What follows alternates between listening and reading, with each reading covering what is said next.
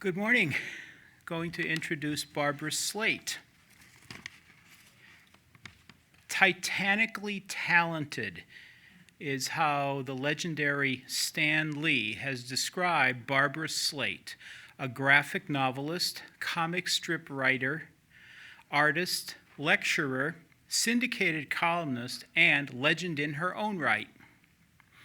Some of the art form's most beloved and iconic characters have felt the genius of her touch, including Betty, Veronica, Archie, Beauty and the Beast, Pocahontas, Josie and the Pussycats, and even Barbie.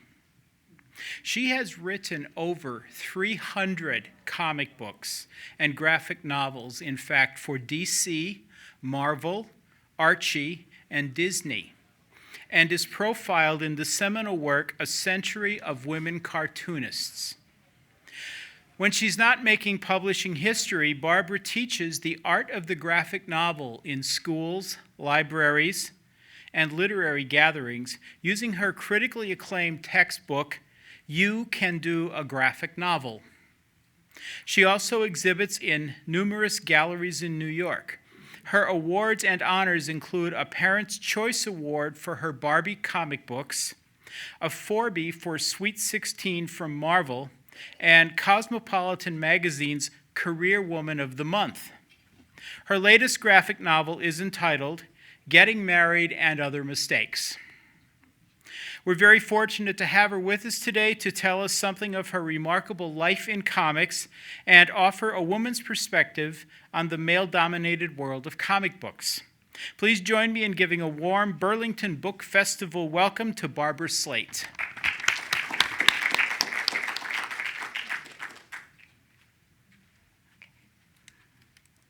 Thank you for that introduction. I always feel like I should sit down after that introduction. Let me just put this here.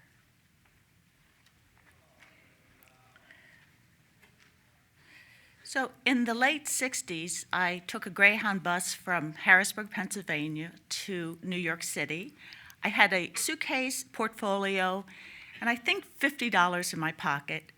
And I thought if I could just find a place to live and a job, I'll be the happiest girl in the whole wide world. Well, I found a place to live at the 92nd Street Y. And I found a job as a package designer at JCPenney. So that Thursday, all the newbies took the elevator up to meet Mr. JCPenney himself. He was my first New York celebrity. And I remember being so starstruck. Here he sat he was in his 80s, and he was very regal on this chair. And I remember tripping right over him. And this is me coming out of the JCPenney building. I rode my bicycle to work every day through Central Park.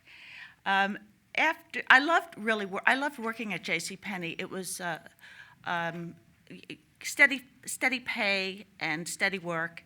But after about 2 years, I didn't want to be a JCPenney lifer, so I quit. And I did a lot of other things. For a couple of years, I went to Studio 54, and I sold my art in galleries, and I was a receptionist, but money was tight, so I needed to get a full-time job. And I ended up in the Garment Center. It was a fun job because it was art and copy, but it was the most chauvinistic place on the planet.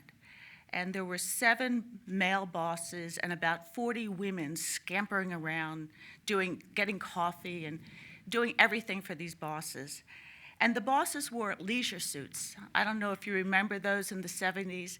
The most horrendous outfit I've ever seen, but they all had, I remember one day looking up from my drawing board and seeing this rainbow of leisure suits.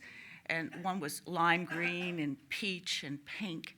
And I knew that my rainbow was not at the end of this one, so I quit that job. And it was in the early 70s when Gloria Steinem was goddess. She started Ms. Magazine, and I don't know whether it was Ms. Magazine or the leisure suits, but I started drawing this card line called Ms. Liz, for the women who speaks her mind. and it was the first feminist greeting card. I put together 24 sketches, and I took them to Bloomingdale's, where miraculously the buyer bought all my designs and bought them for all 9 stores. And I walked out of there and thought, well, I guess I'm in the greeting card business. And it was at a time when banks were really interested in women starting businesses. So right across the street was the first women's bank, and with my order in hand, I got a loan, and I was able to print up these greeting cards. So this was my first line. I know I'm not easy to live with, but you're no bargain either. I can sit and talk to you for hours. It's listening to you that drives me nuts. If my place is in the home, then get out. So I used to go to stationery stores and watch women look through my rack of cards and laugh hysterically, and then go to Hallmark and buy these sweet I love you cards. So I started realizing that I needed to change her, not only the image, but make her a little softer. So after many years, this is the way she ended up: stop being so perfect. I can't stand the competition. If I had $1,000, do you know what I'd send you for your birthday? A postcard from Paris. Which do you prefer, my mind or my body? Tough choice, huh? So Ms. Liz was also in women's magazines and a monthly strip in Cosmopolitan magazine. She was a spokeswoman for Lycra. And Ms. Liz and I ended up on the Today Show. We did 5 segments together, and then they asked me to leave and kept Ms. Liz. And Ms. Liz introduced women's topics, and she was an animated strip for about 20 segments. And I can actually talk about Ms. Liz forever, but after 9 long years, it was really time to call it a day. The greeting card market was, with Hallmark and American Greetings, I couldn't compete, and I had a payroll, and I was married, and my husband quit his job and was in business with me, and never go into business with your husband. So it was, the writing was on the wall, and I was very depressed, and actually I was becoming one with the couch. And then the phone rang, and it was actually a call from my husband. But he was very gracious and said, "Hi, Barbara, how are you?" And usually when someone asks me that, I go, "Oh, good, great." But for some reason, I just really unloaded on this poor guy. And after my rant, he said, "You should call Jeanette from DC Comics." I wish I could tell you that immediately I called her, but I really wanted to get back to my depression. So I went back to my couch, but in order to really wallow, I'm ashamed to say I needed to get a pack of cigarettes. I do that periodically. So I went to my corner store on 68th and Columbus, and I walked into the store, and there, right in the newsstand, was Jeanette Kahn and Superman. And I'm somebody who really believes in signs, and there was no bigger sign than that, so I thought, okay, I need to call her. So I did go back and called her. I can't even remember if I bought the pack of cigarettes. I'm going to say no. So it was the 80s, and the comic book market was 95% boys and 5% girls.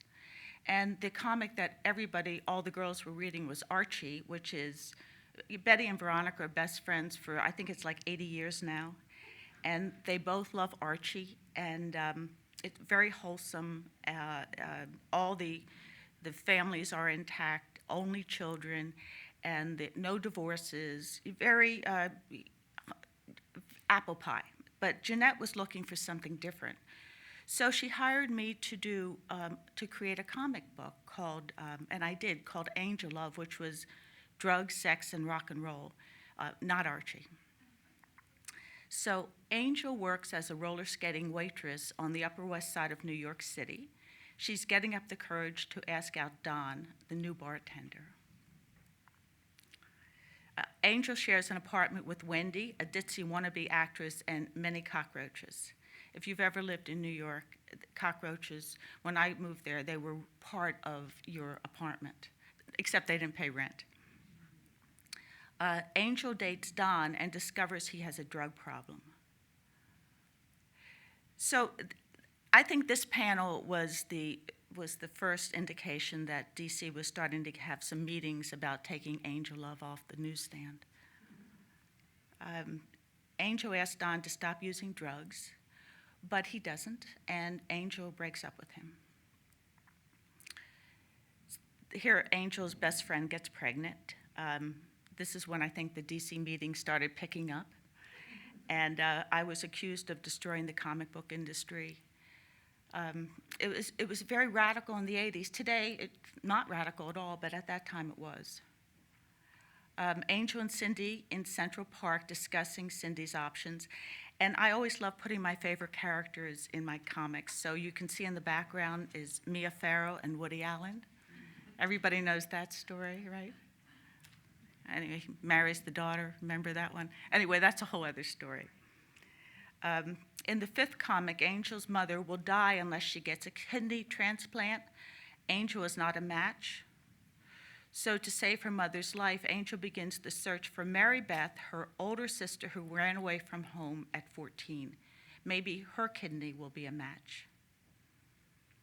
Angel finds her, but Mary Beth is running for mayor and has totally changed her identity. And she wants nothing to do with poor Angel. So in the final comic, Mary Beth, AKA Maureen McNeil, tells the real reason she ran away, that she was sexually abused by their uncle. So I got hundreds of fan mail just from girls who were abused and girls who had terrible problems. Some of them were so frightening, I had to make some phone calls. But the fan mail was just really motivated me to keep going. Of course, I had no say in it. It appears that Angel is taking drastic measures, but it's only a water gun. Maureen does save her mother, but loses the election. And Angel comes back from Scranton, wonders if anybody even missed her, and there's a big surprise party for her. So Angel is happy, but I was very sad. I was just getting started.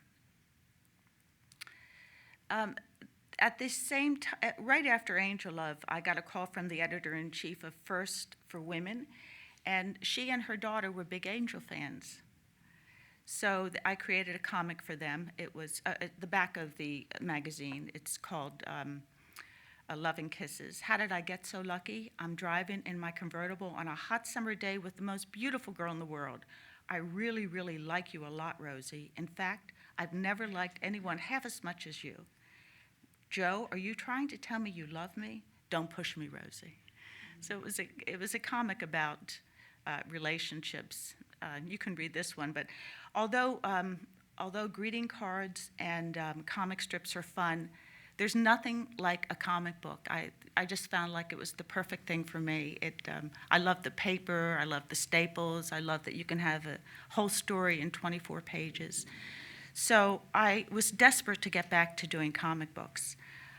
I'm not going to say I was blacklisted, but I had a terrible time since Angel Love, and I always make my cold calls in the morning. And I remember one time I got on the phone and I went to some comic company. I don't even know who it was. I said, "Hello, this is Barbara Slate," and they went, "No, no!" They hung up on me. So that was the way I started my day. I think I just went to the movies. But I went to a lot of, I still went to comic conventions, and you see which one I'm the far left, right? Whatever, I don't know which one.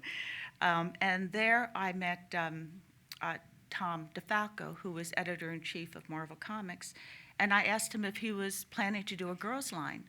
And he said, "Well, call me when you get back to the city." So I did. I called him, and I guess for about 6 months, I put it on my calendar about every other week. I'd say, "Hi, it's Barbara." And he would talk to me, and every once in a while we'd meet for lunch. And I pitched him probably 10 or 15 ideas, and he would look at them and nothing. And then finally one time I said, he's this great, wonderful, big Italian man, and I thought maybe he was feeling sorry for me. But I said to him, "Look, I get it if there's no girls' line. That's okay. I don't have to keep wasting your time." He said, no, no, no, I was actually thinking of you doing a comic for the 21 and over female about life in the city. I thought, wow, that would be great. So I created Yuppies from Hell. And it was the 90s, and the whole city was filled with yuppies. Everybody knows what yuppies are. I think this crowd knows.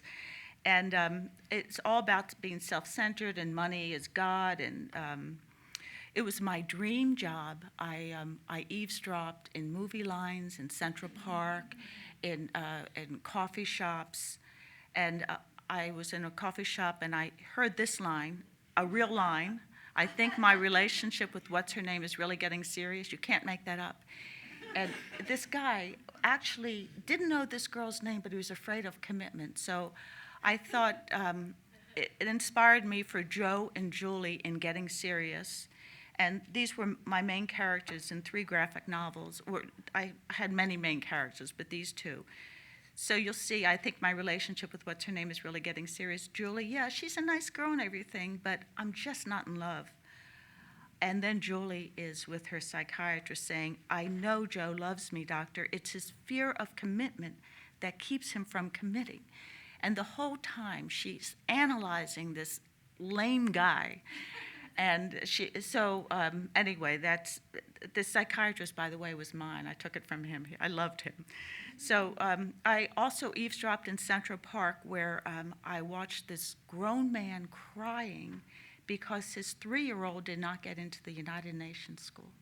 I thought, that poor child. Can you imagine being a failure at 3 years old? So I felt so sorry for that kid, but I was thrilled for me because I created Hail Pre-Birth, where all these pregnant women are waiting in line to get their kids into school. And it starts with, I must be honest with you, Hail Pre-Birth is a highly competitive school. We have over 5,000 applicants with only 2 slots available. Let's see here. Junior scored very high on his pre-birth math, but his English, I'm afraid, not so good. And then they try to get him in, and he eventually gets in, and the story goes on and on with this poor child who's not even born. And then I would go to art galleries in Soho, and I couldn't tell a urinal from real art. So that inspired me to do Trash, who actually her art is garbage. But of course, the yuppies have to buy it because they made so much money, they have to buy art.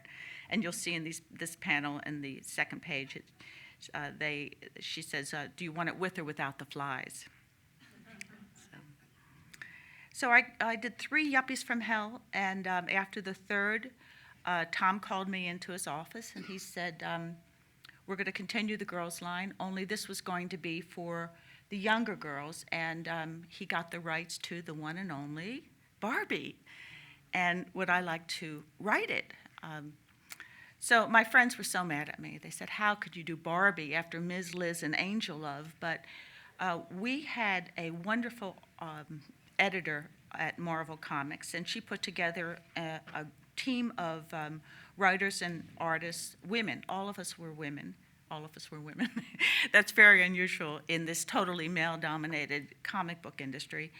And we actually made Barbie a feminist. She could live anywhere. Every month we could choose any occupation. She could go to the moon. She could be a model. She could be a scuba diver. She worked in a soup kitchen. And so she was truly a feminist. And I wrote about 65 Barbies. We won the Parents' Choice Award 2 years in a row. And even Ms. Magazine gave us a great review, reluctantly. So the only flaw with Barbie is that she was perfect. She couldn't make mistakes. And happily, the girls' line continued, and Marvel asked me to do a comic called Sweet 16, which was basically Betty, Veronica, and Archie, but set in ancient Rome. I guess that's funny, isn't it? But so I'm not a history buff at all, but I did a lot of research, and I realized that as soon as I walked out of my apartment, everything I saw was Roman. And I realized that the eye takes in so much every second that whether you're concentrated on yuppies or Rome, that's what my eye focused in. So I was very focused into ancient Rome, and I saw columns and hairdos, and it was a lot of fun. This is Cornelia. She's the princess, and the slave is Aria. So what I did is I did the characters, and then I did the bio, the character Bible, which is everything you need to know about your character. And these are the main characters in the story. And I did 7 Sweet 16s, and it starts out where Cornelia prepares for her Sweet 16 party, and she dictates her invitations to the scribes. And then the carrier pigeons deliver the invitations. One pigeon gets lost, and an invitation goes to a poor, smelly sheep herder who's thrilled, and you see him coming, just going thousands of miles to get to her Sweet 16 party. And her best friend, Aria, does not get an invitation. Everybody wonders what to get the princess, who has everything, and Seneca decides to get her an elephant. But all she really wants is a kiss from Antony. It was a very sweet comic. I loved doing it. And life was wonderful in the 90s. I was working for Marvel, and every Wednesday, a group of us went to the Roxy to go roller skating. And from there, we led the Thanksgiving parade and dressed as clowns. I'm the clown in the yellow. And I remember our routine was lift left leg, lift your right leg, lift your both legs, and then we'd fall. And that was really fun for about 5 blocks. So the girls' line continues, and Tom got the rights to Disney characters, Pocahontas, Beauty and the Beast, Little Mermaid. For some reason, I had it in my mind that I wanted to do Little Mermaid, but Hildy said I'd be perfect for Beauty and the Beast. We were commissioned for 4, and we ended up doing 13. These giant boxes arrived from Disney filled with Beauty and the Beast information, every character, every description, what they look like from the left side, what they look like from the right side. The animated movie, I watched the movie about 20 times, and once all the characters were in my head, I was good to go. My favorite, this is what a script looks like.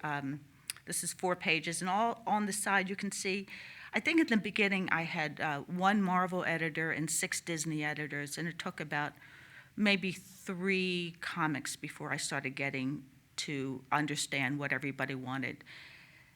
And then what I did is I laid out the page, and then it goes to the final. So Lumiere and Cogsworth were my favorite characters. They argued for about a year in my head. I used to go to bed with them arguing. And it takes place, the setting is in the castle with that push-pull love story between Beauty and the Beast. And you can see Belle. Belle is a great character, wonderful role model for little girls because she was a great reader. That's what she loved to do, spend her time in the library. And she didn't take any nonsense from the Beast. You can see what she says to him. Actually, I can't read it. Maybe you can. And towards the end, I started putting in my own characters. And I would just wait to hear from Disney because I was afraid they were going to, no, you can't do that. But I added Bookbinder, and I was thrilled that they just kept it in there, so I was part of that wonderful cast of characters. And I also wrote Pocahontas. Like Belle, Pocahontas is a very strong female character. And, of course, the real story is a terrible one of poor Pocahontas was touted about England as the taming of the savages, and she died on her way back to England. So I had a bit of a conflict between the Disney version and Pocahontas, this Pocahontas. So what I did is I wanted to highlight the disrespect that the settlers paid to the Powhatan Indians, or the Powhatan Nation. So in this story, they're laughing at their ways and their belief in the spirit world until it suddenly gets pitch black in the middle of the day, a total eclipse, and the frightened settlers think that maybe there is some truth to the spirit world. I never did get to write The Little Mermaid, But Ariel was very close to her dad, King Triton. Does everybody have an image of that king? Really monstrous man. And Belle adored her inventor father. In fact, she sacrificed her life for him.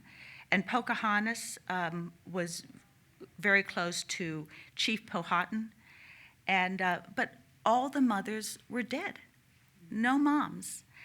And then I realized when I was growing up, there was Sleeping Beauty and Cinderella and Snow White, all passive chicks with Saved by Some Prince. But again, the moms were either witches or wicked stepmothers. So why are all the mothers dead, wicked, or witches? I don't know. With Disney, I know that the writers were, I think, almost 100% men. I don't know if there were any women writers at that time. And I don't know, maybe the mother-daughter relationship is too complicated. But there they are, no moms. So that's me. In the 90s, Marvel had the greatest Christmas parties. And they were so great because you weren't allowed to invite your spouses or your boyfriend or girlfriend. It was just comic book people only. And that's where I met the great Stan Lee. And I danced with Victor Gorelick, who was editor-in-chief of Archie Comics. And I remember we were dancing to Gloria, it's Glor, and he goes, "Hey, Barbara, why don't you do some work for us?" And I said, "That would be great." And that's how I got my job at Archie Comics. But in the 90s, of course, for Marvel, the boys' market was so much stronger than the girls, but every month our line was gaining every month. And then one day, this is my description of it, but not far from the truth, Big Bad Business bought up the Marvelous Universe. It was ruled by an evil dictator. I know nothing about comic books, but I know everything about the bottom line. All comics that do not sell 1 million a month will be eliminated, and poof, just like that, the Marvel Girls line vanished. So I went into Hildy, excited to do the next Barbie, and it was over, just like that. So there was a call out for the popular book, Men Are From Mars, Women Are From Venus. They wanted to do a smaller version, an illustrated version of it. And the book is about 300 pages. And so my agent called me and said HarperCollins is looking for a cartoonist. And so I sent in my work, and they narrowed it down to 3 cartoonists. And I remember they asked us to look into the book and do 3 cartoons, draw and then write a caption at the bottom. And I realized I didn't want to do that if that was the job, it wasn't for me. So, So what I did is I thought it would be better as a graphic novel. So that's what I proposed to them, that and I did this double-page spread, things to do when he goes into his cave. And I got the job, and I was very happy that I stayed true to myself, that I just didn't go for it and just did exactly what I thought the book should be. It was fun illustrating it. And and by the way, that's something you can take in. It's called Truly Mars Venus, and you can read it in the bathroom, which is my idea of the perfect graphic novel. So when I was growing up, it was always, are you a Betty or a Veronica? So I'm a Betty with desires to be a Veronica. And so I was my go-to Betty, but I had a friend who was so Veronica, and so I could just climb into her head, and she was my go-to Veronica, and she thought she was Betty. I didn't tell her she was really Veronica. And in this story, Elf for a Day, Betty tries to figure out what to get Veronica for Christmas. What can I buy the girl who has everything? So Betty gets this bright idea to be Veronica's elf for a day. Her Christmas gift would be to do whatever Veronica wants for the whole day. Veronica loves the idea. She keeps Betty busy wrapping gifts and carrying her last-minute presents and decorating the tree, almost breaking her neck. Betty is exhausted. But Veronica has just one more task: run out and buy me a fabulous Christmas present. And here is I like to write stories about Betty and Veronica being publicly humiliated, because young girls are so hard on themselves that I like for them to see that their favorite characters get themselves into terrible situations and actually survive it. And I also love writing about pop culture. This is the list. Does anybody ever hear of the P. Diddy white party in the Hamptons, where you get on this list and all the important people get invited? So I thought it would be fun for Veronica to get invited, and in this story, she gets invited, and then she runs into Reggie, and Reggie's invited, and then she finds out Archie's invited. Then when Jughead's invited, she goes, "That's it, I'm going out to dinner with Dad." So the list is not so special after all. And I had a really hard time writing Archie. I just felt like, why are these two fabulous girls so crazy about Archie? And then I lived with a man for 25 years, and he has a lot of sides to his personality, and I started seeing the side of him that was very Archie. So he became my go-to Archie, and then I could write Archie with love. And this is a story about the big problem. Even Archie's bored of his inability to choose between Betty and Veronica. And he says, all I do is worry about which girl to choose, Betty or Veronica. I'm tired of being so self-indulgent, Jughead. There are bigger issues. There are people with real problems. I want to make a difference in this world. And of course, Jughead can't think without a full stomach. So a woman from the Pinecone retirement home overhears Archie and wanting to give more of himself, and offers her card. And she suggests he volunteer to spend time with the older folks, and Archie's thrilled. And just then, Betty and Veronica barge in, demanding an answer of who he's inviting to this snowflake ball. And Archie's indignant and says, people have real problems, and he's off to volunteer. So at the Pinecone retirement home, the receptionist tells Archie that Charlie Thompson could use somebody to talk to. So here he says, "Thank you so much for visiting me, Archie. It's my pleasure, Mr. Thompson. I really need to talk to somebody. I have a big problem." "Well, Charlie, what's it going to be?" "Time's a-wasting." "Well, Archie, what do I do? Betty Lou is so sweet, but Vicky is so beautiful. How can I choose?" "Luckily, I have a lot of experience in this area, Mr. Thompson. Have you ever thought of volunteer work?"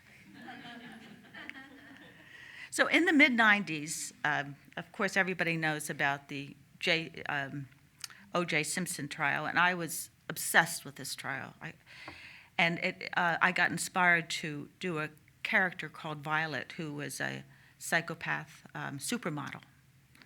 So tonight's the night. How will she ever understand I'm in love with another woman? Of course I understand. So I would do these panels for International Magazine, and I ended up putting them on canvas and making a whole story about it. And it's a modern-day love story where she tries to kill him, but of course they end up madly in love anyway. They're getting married. So anyway. And at the turn of the century, I wanted to write my great American graphic novel. But I knew I couldn't with all the noise and chaos of the city, so we moved to the country. And there I was on 15 acres. I was with my boyfriend and my daughter, Samantha, and we were surrounded by creeks, and the sound of the water was the only thing we heard.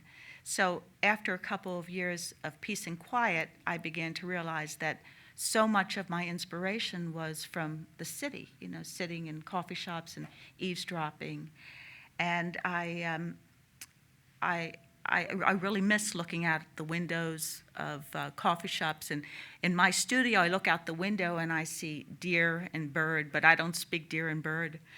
So I was beginning to think that I'd made a big mistake.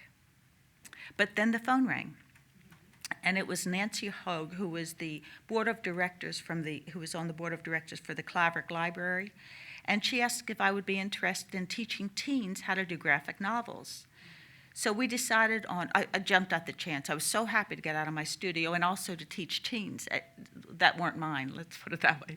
So every Thursday for about an hour and a half for 6 weeks, I was going to teach these teens. And I called the librarian and I said, her name was Sally, I said, I want to cap it off at 15 teens because anything more, I didn't think I could give enough attention. And she laughed at me and said, if I get 5 teenagers into my library, I don't know what she said, but it was very colorful. And so I did a lesson plan. I'd never taught before, but I knew I needed to do a lesson plan. So week 1, I'd talk about the creative process. Week 2, creating a Bible. Week 3, how to plot. Anyway, so that Thursday, I stood in front of 15 teens. I actually had a waiting list. And within 5 minutes, I had gone through my lesson plan for all 6 weeks. And I was panicked. I didn't know what to do. And I took a breath and I looked around and I saw that they were all working already. And that was my first big lesson, that they just wanted to get started. And I could talk and teach, but they wanted to start. So they were a very serious group. And after the 6 weeks, the Columbia County Council on the Arts gave us a show at the gallery. And word spread about the workshops. I started doing lots of workshops in libraries and schools and festivals. And I started taking notes about my students' breakthroughs and where they got stuck. And we got a lot of press. Local papers loved writing about the workshops. And I took all the notes that I got from the kids and I put them in a box. And after about a year, I looked in and I said, I have a book here. So I wrote this book, You Can Do a Graphic Novel. And in it is how to plot and the character Bible, which is everything about your character. How to draw your character, and is the creative block real? Making mistakes, make lots of mistakes, recognizing your breakthroughs, never leave home without a pencil and paper. But my great American graphic novel was going nowhere fast. And my cows are kind of like my Greek choir here. I tried reviving old projects, but they were really just old, rejected projects. And I started to see that I really had to look inside myself because I was all I had. And the good news is that I'm cheap and I'm always available. But my critical voice was in full battle array. And I started seeing my life as one great big cliche. I admired Barbie, small town girl, cheerleader, dated captain of the football team, took my Greyhound bus to New York, got married, got divorced. But every day I still wrote about my cliched life. And when I had enough material, I would send it to my agent.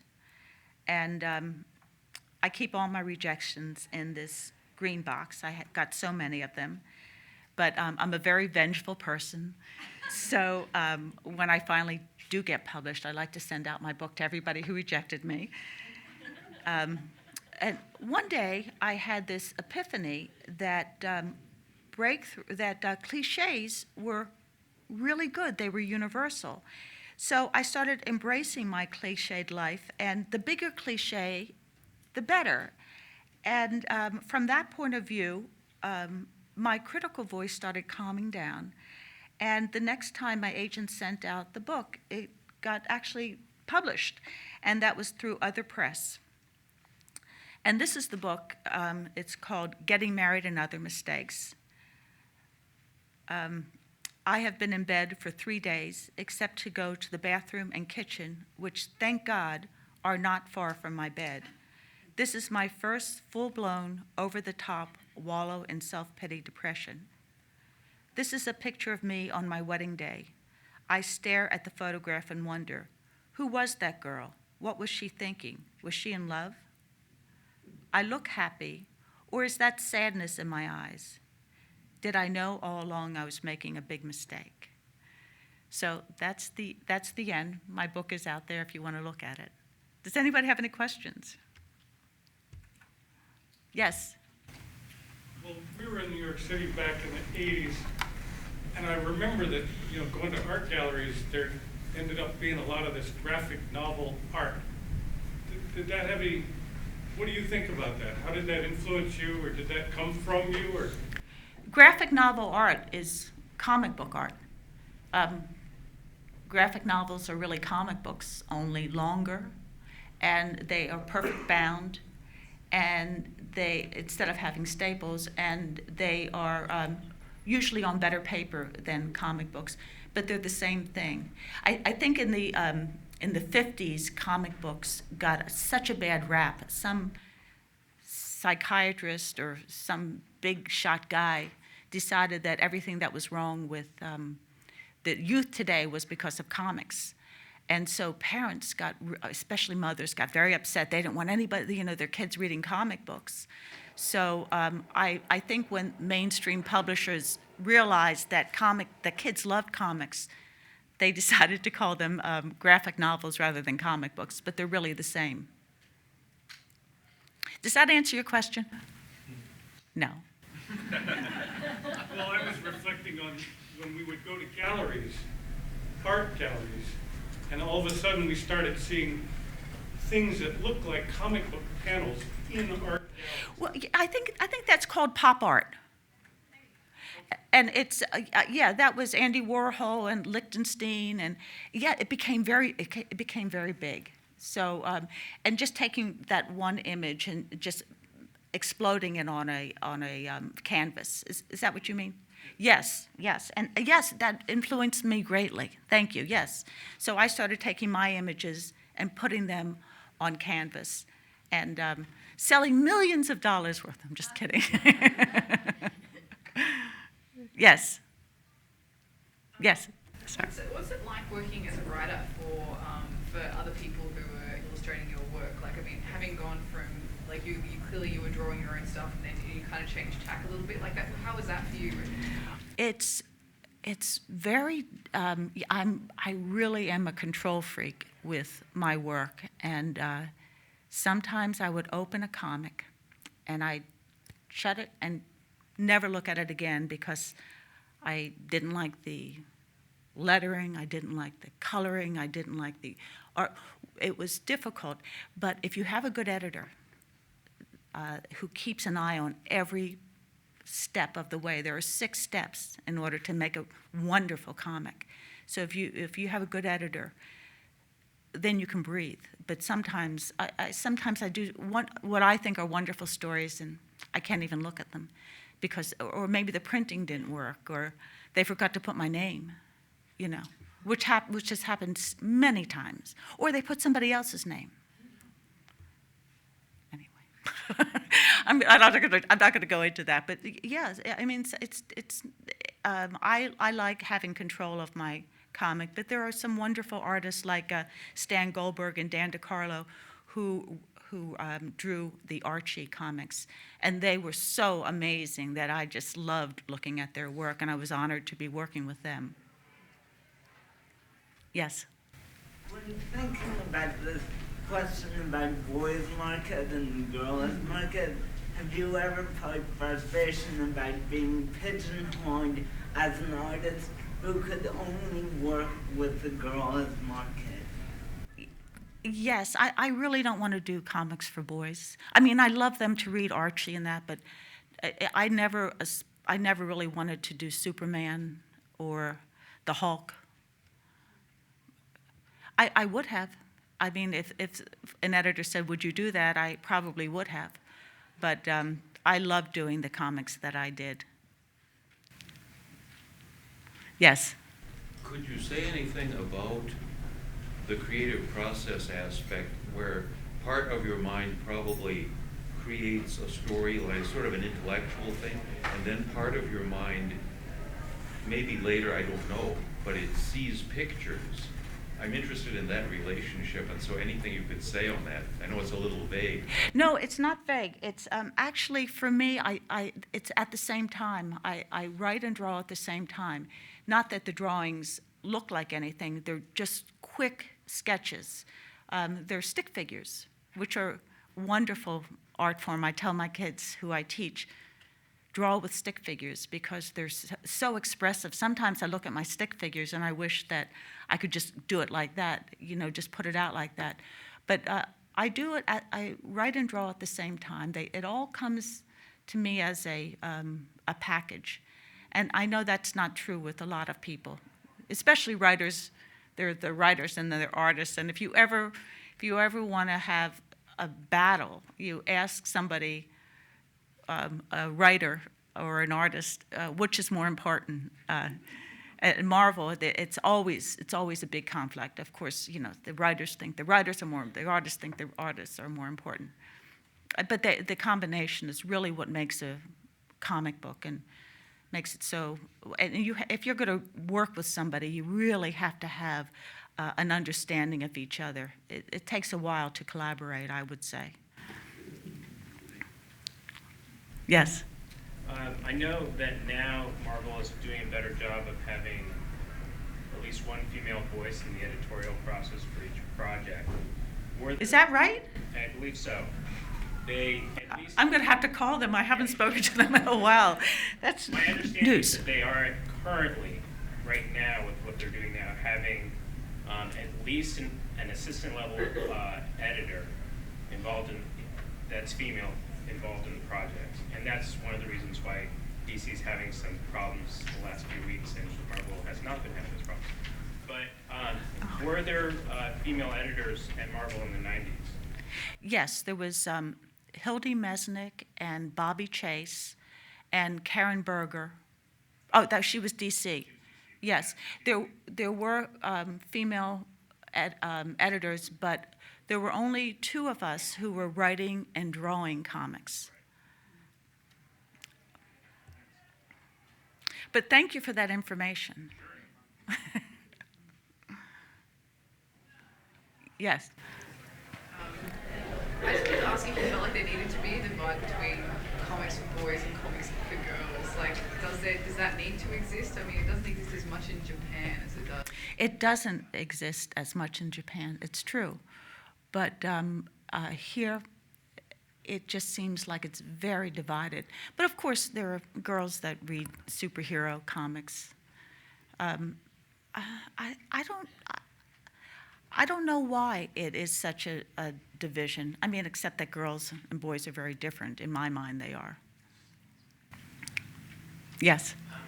You broadly touched on it, but can you speak more specifically to the trajectory of your career? It seemed like you were doing mainstream comics and single issue comics. Is it now kind of exclusively graphic novels and more the book market, or are you kind of fluid between the two? Or are you still doing Archie, or kind of?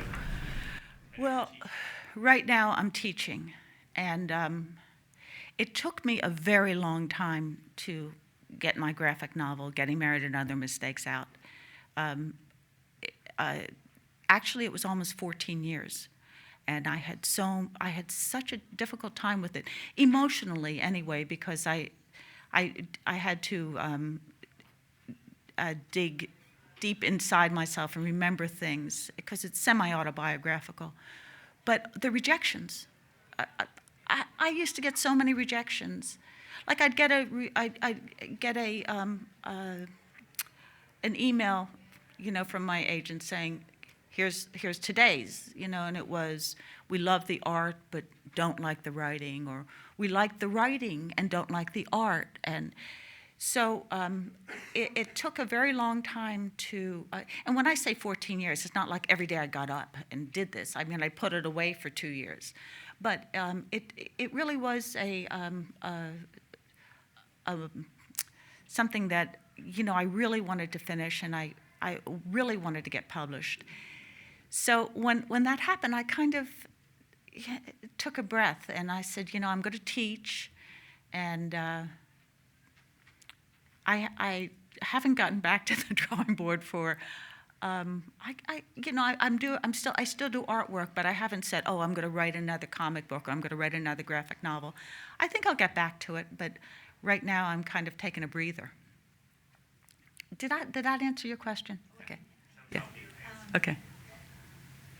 I'm just going to ask, how did you find your editor and your manager? How do I find my agent? Well, the agent is given to, the editor is given to you by a publisher. Yes, yes. The editor, you have to work with an editor from the publisher, which is really a wonderful thing because you get to give that person, am I going over my time? No, you get to give that person all your work and then they look through it. And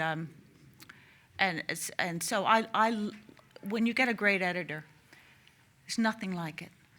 It's wonderful. And an agent, I've gone through a lot of agents. So you have to find somebody. And it's a funny thing, when you are at that point where a publisher's talking to you and they might take you, the agent is always available. So you call and they're on the phone, 2 seconds.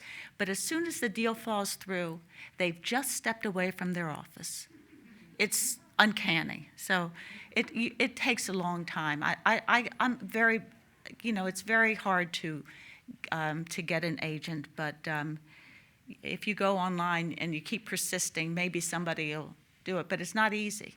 And it's very hard to find a good one. Sorry, I can't be of better help.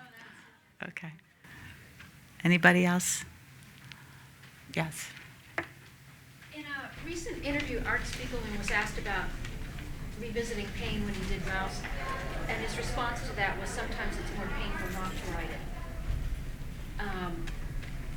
And you were talking about having to dig into yourself for your... Yes. Would that hold true for you as well? You mean worried about revisiting pain? He was asked about the pain of writing Mouse. Yes. And how he could do it. And he said sometimes it's more painful not to do it. Yeah. And I was wondering if that holds true for your process. Yeah, I'm all for pain. I mean, I think, I don't think that's a terrible thing. Yeah, I'm not. I appreciate the efforts of people who face it. Yeah. Yeah, I think it's, it's actually kind of cathartic and beautiful in some ways. Yeah. Okay. All right. Thank you so much. I really appreciate it.